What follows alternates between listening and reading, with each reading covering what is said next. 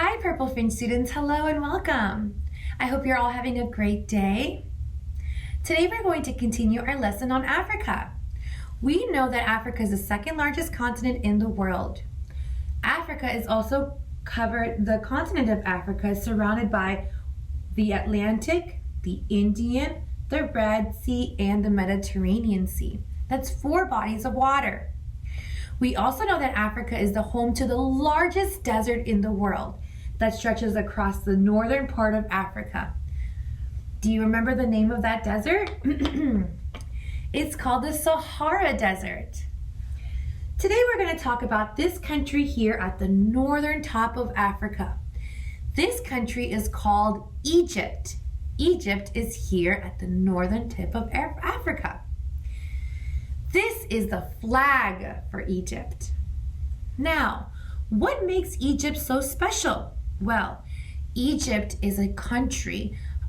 Egypt's civilization goes back to thousands of years ago.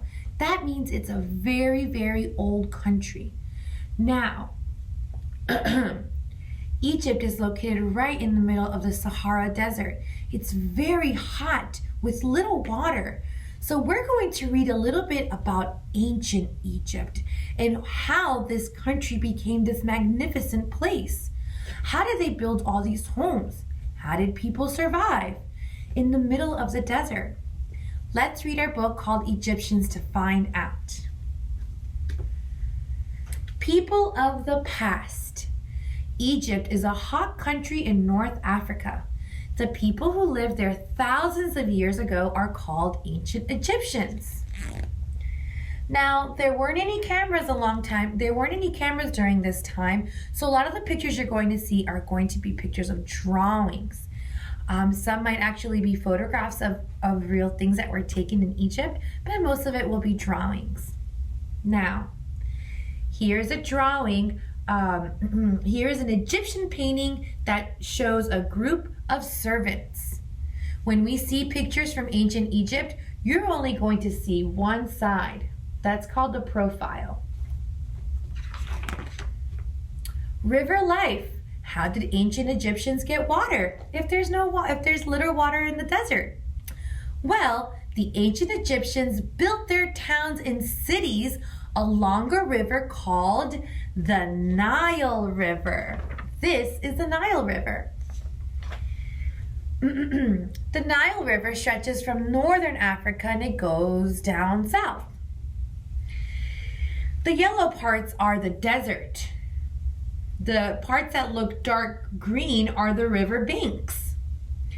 The Egyptians fished on the river and sailed boats on it. They drank water from the river and used it for washing clothes. This is an ancient Egyptian model of a boat. People swam in the Nile, but they had to watch for crocodiles.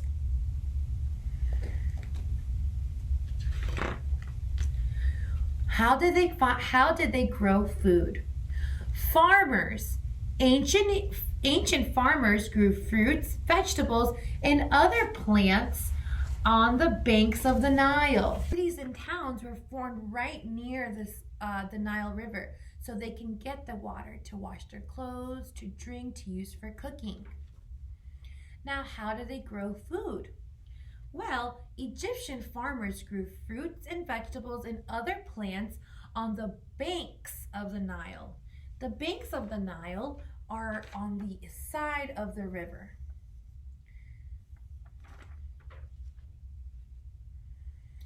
This is a painting that shows farmers picking grapes that have already grown. The Nile River flooded every year. This made the soil that's around the river good for growing plants. When the land dried up, the plants grew in the sun. Farmers worked hard in the fields. Farmers kept some of the crops to eat and took the rest to the markets. So the Nile River would flood, and then when the water would go down, all the plants and the fruits and the vegetables would grow. And then after the fruits and vegetables would grow, they would sell them at the market. What were homes like in ancient Egypt? Ancient Egyptian houses were made of dried mud and painted white. Houses had small windows to keep the hot sun out. People cooked food and baked bread outside. And some people had a pool in their garden where they kept fish to eat. So here is what some of the homes look like. Windows were small and they had a pool for their fish. Here is a home. Here's what a home would look like. It would be made out of mud with small windows, but it would be painted white. I believe this is an actual building that was built. It's called a replica. It's not the same home that was around during that time, but they built it. It's just like it was back during ancient Egypt times. How did ancient Egyptians sleep on a bed? They did. They slept on hard wooden beds with wooden headrests instead of pillows. That means they had a big piece of wood that would lay on their back of their head. Ouch. Rich people often had servants.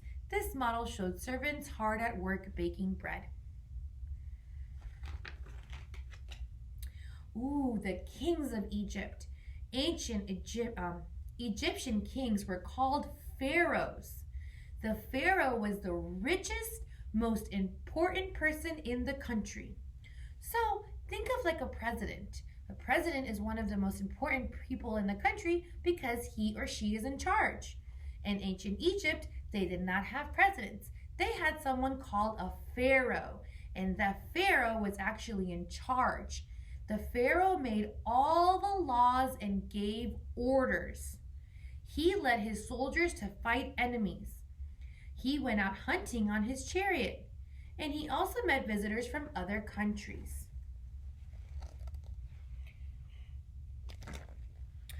All pharaohs wore crowns.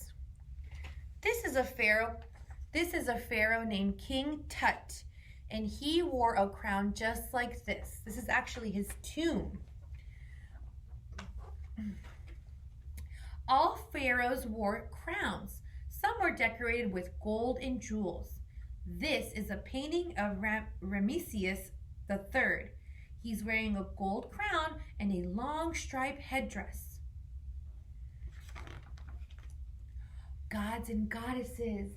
Ancient Egyptians believed in many different gods and goddesses. Egyptian gods sometimes look like animals. This goddess called Hathor was often shown as a cow.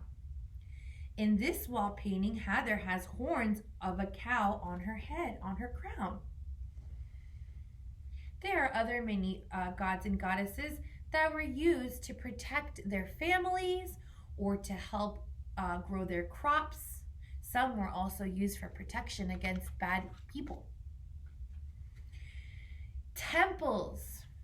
The Egyptians built huge stone temples to worship pharaohs or gods.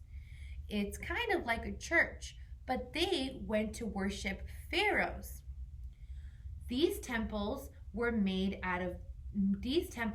carved on side of mountains. So here is a temple of the Pharaoh Ramesses II. There is a statue outside the temple that is 10 times taller than a person. So if a person is standing, they would be standing right here. And it's very huge. This is a picture of another temple. This temple is also really, really humongous. You see the big entries and the different parts of the temple that go back here. In a temple, priests prayed to a statue of a god or a pharaoh. On special days, they carried the statue through the town. This is a statue of Anubis, a god who could change into an animal called a jackal. Ooh, now this part is very interesting.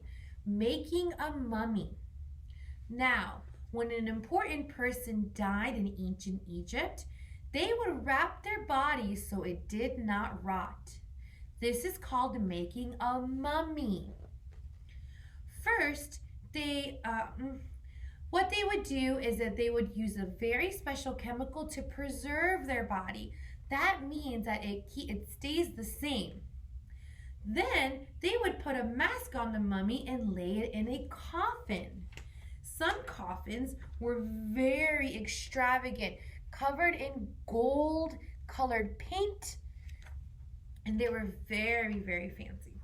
They were very, very exquisite.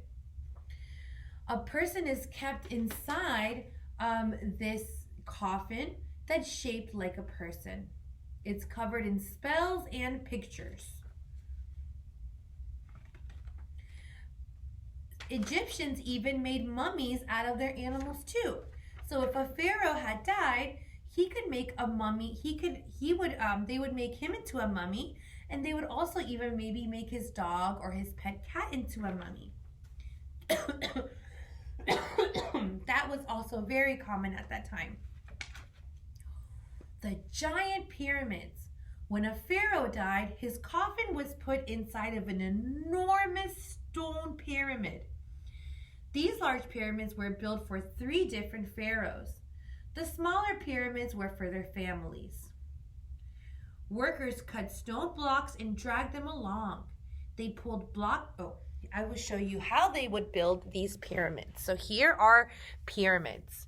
It says that the large pyramids were for 3 different pharaohs and the small ones for their families. What they would do is that workers would cut the stone blocks and drag them along. Then they pulled the blocks up a ramp and to the pyramid. After many years of work, they put the last stone on top. Finally, the workers made the pyramid smooth and shiny. Now, here is another picture of the pyramids. They're so humongous in real life. They are very, very beautiful to see.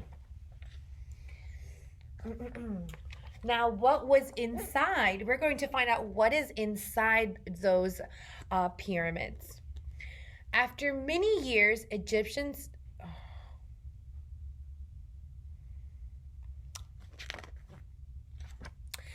Underground tombs. After many years, Egyptians stopped building pyramids.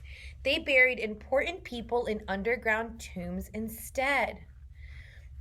First, they would dig deep tunnels into rocky cliffs. Then they would build rooms and corridors in the underground. They filled the walls and filled the rooms with treasure. They painted the walls and filled the rooms with treasure. Then they put the coffin inside of a huge box in a special room. This is a tomb of a man named Peshidu. His coffin lay in a room through this arch. You see all that artwork that's on the walls? I'm going to tell you what that's called in just a minute.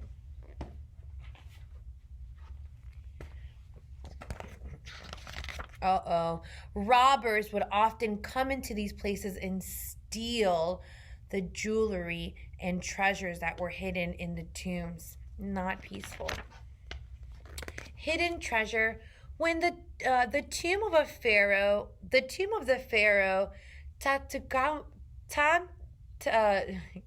his name is King Tut.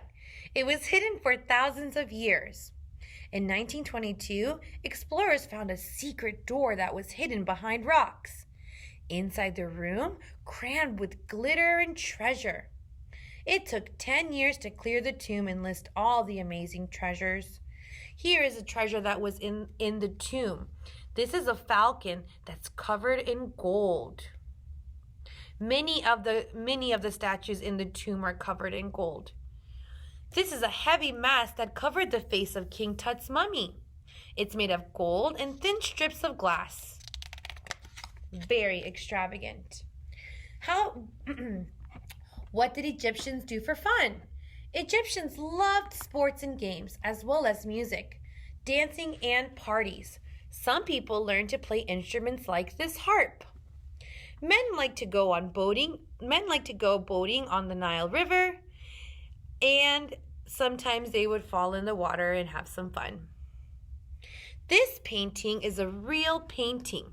It shows you a man that's hunting with his family. He's standing on a boat and throwing sticks at birds. Ooh, now this is really beautiful. So dressing up, Egyptians like to look good. They wore simple flowing clothes with lots of jewelry. So this is an example of an ancient Egyptian necklace that women and men would wear. This wide gold necklace is shaped like a bird. It was made for a pharaoh. People often put perfumed fat on their heads as it melted, and it smelled real nice. Men and women wore loose, light skirts and dresses that kept them cool. They decorated their clothes with rings, bracelets, necklaces, and other jewelries. Everyone wore makeup too. Boys and girls wore makeup. They put lots of dark paint around their eyes. Most people shaved their heads to keep cool. Adults usually wore wigs. Egyptian writing. Now, when you and I write, we write with our letters of the alphabet. In ancient Egypt, they did not have letters of the alphabet. Instead, they had something called hieroglyphics. Can you say hieroglyphics? And I will show you. Egyptians' writing was made up of lots of pictures called hieroglyphs. People called scribes could read and write hieroglyphs. The statue below shows a scribe. It's a person that can only read this, hieroglyphs.